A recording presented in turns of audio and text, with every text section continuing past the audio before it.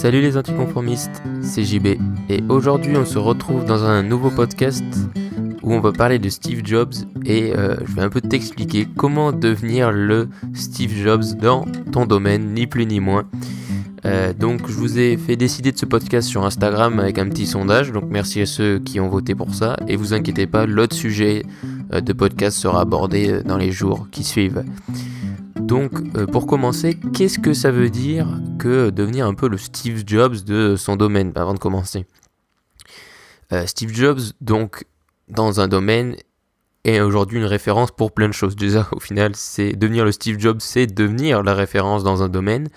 Devenir le Steve Jobs de son domaine, c'est un peu devenir aussi le leader, ou du moins la figure vers laquelle on se retourne pour s'inspirer, ou pour s'inspirer, pour demander des conseils quand on le connaît, mais c'est surtout le leader qui prend la direction d'un groupe de gens. Et bien sûr, ça va être le Steve Jobs, c'est être la source bien sûr d'inspiration de tous les autres gens qui admirent, qui sont dans ce domaine-là, qui sont dans ce groupe-là, ou qui aspirent à faire les mêmes choses. Et donc en l'occurrence, le domaine de Steve Jobs, il était dans plusieurs domaines, mais bien sûr, principalement, c'était la tech, les nouvelles technologies, enfin les ordinateurs, et l'entrepreneuriat, puisque mon sens, dans ces deux domaines, il est une source d'inspiration énorme, puisqu'aujourd'hui des gens s'inspirent de Steve Jobs pour son côté innovateur dans le domaine des nouvelles technologies et sa vision, mais aussi pour son côté entrepreneurial, puisqu'il a construit l'entreprise, au moins l'entreprise la plus riche du monde, en concurrence avec Amazon, mais bon, pour l'instant c'est toujours Apple. Donc maintenant, comment faire ça? Comment devenir le Steve Jobs de son domaine professionnel ou dans son hobby, peu importe. À mon sens, le premier truc qui est très important de comprendre, et c'est que des fois on l'oublie trop souvent, et moi à une époque, quand j'ai commencé à avoir la fascination pour Steve Jobs, je l'ai vite oublié, mais après je m'en suis rendu compte avec expérience, c'est qu'il faut comprendre qu'on n'est pas Steve Jobs et qu'il n'y a eu qu'un seul Steve Jobs et il n'y en aura qu'un. Et c'est comme ça, et on ne peut pas devenir Steve Jobs. Et des fois, quand on s'inspire trop, ou quand on veut trop devenir quelqu'un, ou qu'on veut trop s'inspirer, on peut avoir tendance à vouloir faire les choses comme cette personne l'aurait fait, alors que c'est contre notre nature, contre notre personnalité. Et que si Steve Jobs est Steve Jobs, c'est pas parce qu'il a essayé de copier quelqu'un d'autre, c'est parce qu'il s'est juste, à mon sens, totalement assumé du début de sa carrière à la fin. Et c'est ça qui a fait son unicité, c'est qu'après aussi il avait beaucoup de caractéristiques, on va dire, de personnalité qui faisaient que forcément il était unique et il était haut en couleur, mais c'est surtout qu'il s'assumait. Donc mon premier conseil, ça va être de t'assumer, de ne pas vouloir devenir Steve Jobs et d'assumer tes opinions, tes valeurs, ton caractère, tes qualités, tes défauts, et d'essayer du coup, en assumant cette vision et tout ça, d'essayer de faire quelque chose autour de ça et de l'assumer dans ton quotidien. C'est-à-dire que dans ton entreprise, si tu as une entreprise, ou dans ta communication avec les gens, ou dans le groupe que tu essayes de créer, ou sur le contenu que tu essayes de créer, d'assumer ces valeurs, cette vision et tout ce qui fait ta personnalité, pour en fait ne plus pouvoir dissocier, on va dire, le groupe et ce que tu fais de ta personnalité. C'est à mon sens ce que Steve Jobs a fait, c'est qu'aujourd'hui il y a plein de choses qui sont très associées à sa personnalité, et le côté hippie par exemple et tout ça il aurait très bien pu le gommer et vouloir se dire patron en costard et essayer de faire le patron propre et tout ça comme beaucoup de gens l'auraient fait, mais non, il s'est totalement assumé, il était hippie, il aimait ne pas se doucher, etc. Et il l'a fait et il l'a assumé pendant encore de nombreuses années. Et c'est ce qui a fait part de son unicité, ce qui faisait qu'il était déjà ultra original à l'époque. Donc tu vois, ça, s'il avait essayé de se conformer, ça n'aurait pas marché, il y aurait plein de choses qui auraient été moins marquées. Donc assume-toi, si tu as des caractéristiques, je sais pas, spéciales, si par exemple toi, ton kiff c'est de te balader pieds nus comme Steve Jobs ou je sais pas, voilà, l'assumer et assumer tout ça, et surtout communiquer autour de ça, c'est-à-dire ne pas hésiter à vouloir le cacher, c'est-à-dire en plus de l'assumer, ça peut vraiment devenir ta marque de fabrique, ton truc. Donc essayer de faire ça, à mon sens, la meilleure chose pour en final souder des gens autour de ces valeurs qui sont les tiennes, et autour de traits de ta personnalité qui sont du coup, qui te sont propres. Et c'est comme ça en fait que tu vas devenir le leader d'un groupe et d'un domaine. C'est tout simplement en t'assumant et en n'essayant pas de suivre la majorité de ce que les gens auraient fait. Et c'est pas avec le statu quo, c'est pas avec des principes généraux, que tu innoves, que tu changes le monde. C'est en étant unique, c'est en étant toi-même, et c'est en essayant de fédérer les gens autour de ça et autour de mêmes valeurs. Donc par exemple, ça peut être un domaine qui va être, je sais pas moi, le piano, et tu peux avoir une technique ultra originale, et du coup tu vas regrouper les gens autour de ta passion du piano, mais avec ta personnalité, et c'est ce qui fera ton unicité. Alors que si tu essayes de faire comme tous les profs de piano, je sais pas, hein, je dis des conneries, j'y connais rien, mais tous les profs de piano qui jouent d'une certaine manière ou qui communiquent d'une certaine manière, ben tu seras qu'un autre prof de piano dans l'immensité du nombre de profs de piano, et tu seras pas original, et tu ne te feras pas remarquer. Ce qu'il faut comprendre, c'est que Steve Jobs est original à 100% dans le sens où il a tout assumé, et je pense qu'il a vraiment pas essayé de copier quelqu'un d'autre à aucun moment de sa vie. Enfin, après on peut dire qu'il a copié des trucs pour Apple et des parties techniques, mais après pour lui-même, et là on parle de sa personnalité, il est 100% original, et il a totalement assumé ça, et je pense même qu'il en a joué et qu'il l'a exacerbé après avec l'expérience, puisqu'il a joué dessus. C'est-à-dire qu'au début il était juste lui-même, mais ensuite il a sûrement dû comprendre euh, qu'il avait ce truc spécial qui sa personnalité qui était assez originale, et du coup il a pu l'augmenter pour encore plus fédérer autour de ça. Mais après il faut aussi être conscient que par exemple Steve Jobs avait des défauts, notamment celui d'être très colérique, etc. Et c'est aussi des choses qui indirectement lui ont causé du tort, mais lui ont aussi euh, ont aussi fait sa particularité. D'ailleurs, il y a un truc qui s'appelle, sa biographie, qui est très important, qui est le cercle de distorsion de la réalité, ou un truc comme ça, qui est en gros tellement Steve Jobs était dur des fois, et il faisait se transcender les gens. Il pouvait faire les gens pouvaient faire des choses grâce à lui qu'ils n'auraient jamais pu penser faisables dans un laps de temps. Par exemple, il restait un mois avant la sortie d'un tel produit, il leur a dit si c'est possible, alors que tout le monde, et même les ingénieurs, disaient non mais c'est pas possible, et au final à la fin du mois tout était fini comme ce que Steve avait dit. Et tout ça c'est possible parce qu'il assumait totalement sa vision et sa personnalité, et il essayait pas de faire ça juste parce que c'était un style de management.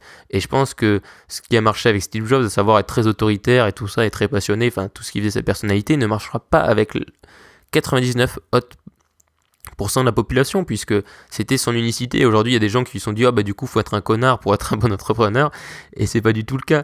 Il faut juste s'assumer et être soi-même, et du coup si avoir un trait comme ça de ta personnalité est très autoritaire, ça en fait partie, il faut travailler dessus, je pense, que plutôt que de l'améliorer. Et je pense qu'il y a que Steve Jobs qui pouvait au final ne pas vouloir corriger ce défaut, et que ça allait pas avoir d'impact sur sa vie et son entreprise, quoique ça en a eu puisqu'il s'est fait virer d'Apple.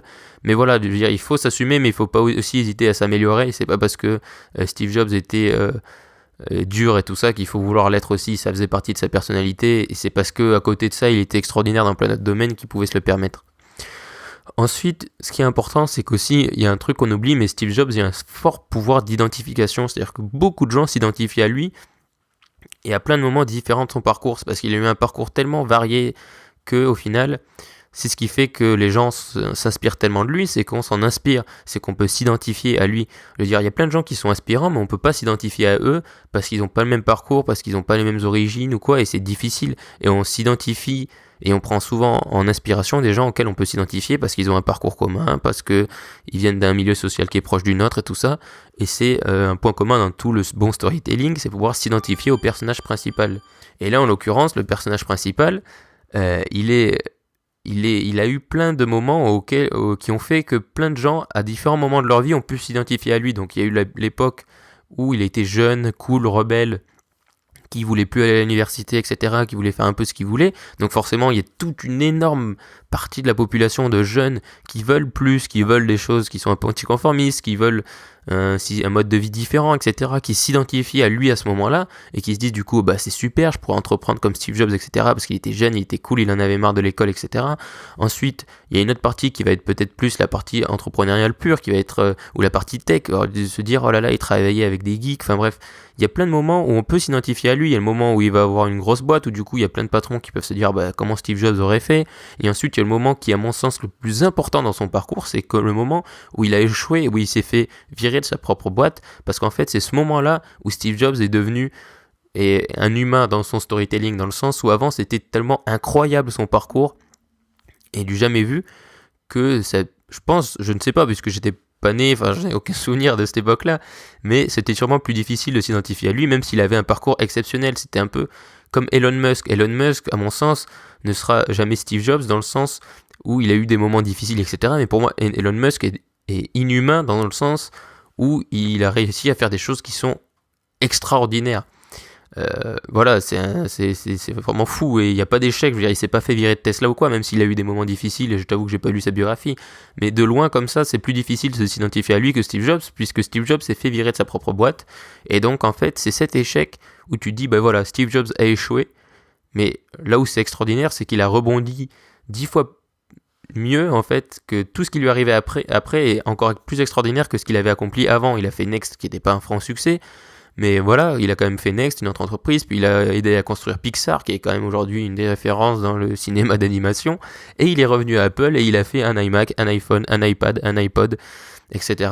Et il a disrupté et créé plein de nouveaux marchés et changé le mode de vie des gens dans le monde après ça. Donc c'est à mon sens, c'est l'échec aussi qui est fondateur, et c'est, tu vois, tous ces moments-là qui font qu'on peut tous à un moment donné s'identifier à un moment de sa vie de Steve Jobs et du coup nous identifier et du coup s'en inspirer, voire même s'inspirer à plusieurs moments de sa vie. Donc par exemple on peut être en mode quand on est jeune, ben, on va s'identifier à lui quand il est jeune et cool. Si un jour on monte une boîte et qu'elle échoue, et ben, on va pouvoir s'identifier à lui quand elle échoue, et etc., etc. Et tout ça c'est valable grâce au storytelling qui à mon sens aujourd'hui extrêmement important. Si tu veux devenir le Steve Jobs de ton domaine, ça va être de faire du storytelling autour donc de ce que je t'ai dit avant, donc tes valeurs, ton opinion, etc., ce que tu fais, et de ton parcours. C'est-à-dire que peu importe ton âge, que tu aies 14 ans ou 60 ans, bien sûr si tu as 60 ans tu as plus de choses à dire, mais tu as vécu des choses et tu peux raconter des histoires autour de ça, et on a tous vécu des histoires, et du coup communiquer autour de ces histoires c'est fondateur. Et Steve Jobs l'a fait indirectement parce que Steve Jobs a eu un parcours tellement exceptionnel que c'est les gens qui ont raconté un peu pour lui les histoires qu'il a vécues jusqu'à ce qu'il fasse sa biographie. Mais sinon, tu vois, le storytelling de Steve Jobs, c'est essentiel. Je veux dire, si personne n'avait rien dit à propos de Steve Jobs, personne ne l'aurait jamais connu. Donc, c'est pas le cas, bien sûr. Mais voilà, il faut qu'il y ait une histoire qui soit racontée. Et donc, il y a l'histoire de lui qui va en Inde, il y a l'histoire de lui qui arrête l'université, il y a l'histoire du garage, il y a 1 milliard d'histoires avec Steve Jobs. Et c'est ça qui fait que c'est extraordinaire, c'est qu'il n'y a pas juste 2-3 petits trucs. Donc, toi aussi, il faut que tu te fasses un peu de storytelling, et ça peut être péjoratif, mais vraiment aujourd'hui, le storytelling, c'est ultra important, c'est raconter des trucs parce que les gens s'identifient et apprennent beaucoup plus facilement grâce à des histoires que grâce à des faits, à des explications complexes, etc., des chiffres, des statistiques. L'histoire, ça marche beaucoup mieux parce qu'on s'identifie, encore une fois, et l'important, c'est que les gens s'identifient à toi. Et du coup, en racontant des histoires, ils vont non seulement se mettre à ta place, parce que même s'ils n'ont pas vécu la situation dans laquelle tu vas être, en racontant une histoire, ils vont se dire bon ben qu'est-ce que j'aurais fait si j'avais été à sa place ou comment j'aurais réagi, etc.